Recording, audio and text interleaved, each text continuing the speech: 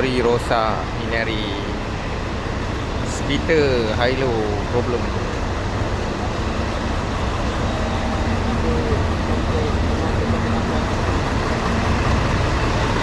Aircon pun rosak. Tu lori dalam proses nak buat permit baru.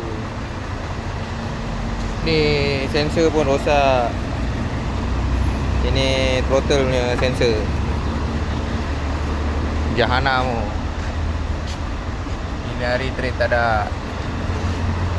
Aduh, koyak mat. Tu nampak tu.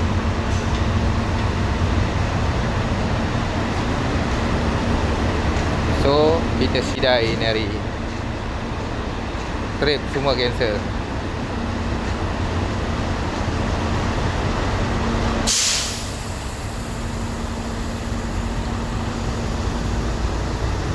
Ini komen kita import baik mat.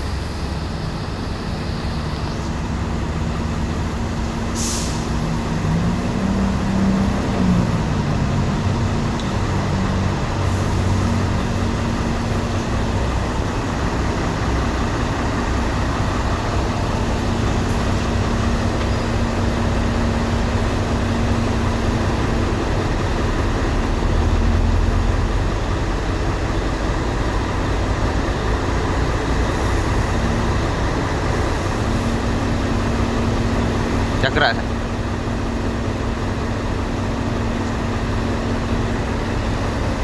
Cokok o-ring ni. Ni buat speeder tak jalan ni lah. Speeder pula. High low. Dia punya o-ring ni rosak. Cokok dia. Dia dalam tu lah dia duduk kan. Angin dia tak dapat nak tolak. Dia tukar satu set terus beli. Satu set terus. Dia duduk kat situ lah tu. Dia 2 biji situ sama dengan ni lah. Ini lori aku tengah ubah. Belakang ni belon. Nak ubah pergi spring. Ni nak kasih jalan balik. Ni lori otai.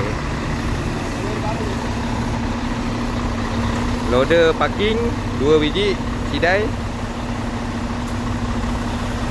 Lain semua keluar. Ni lori yang aku jalan. Ni hari dia masuk ward.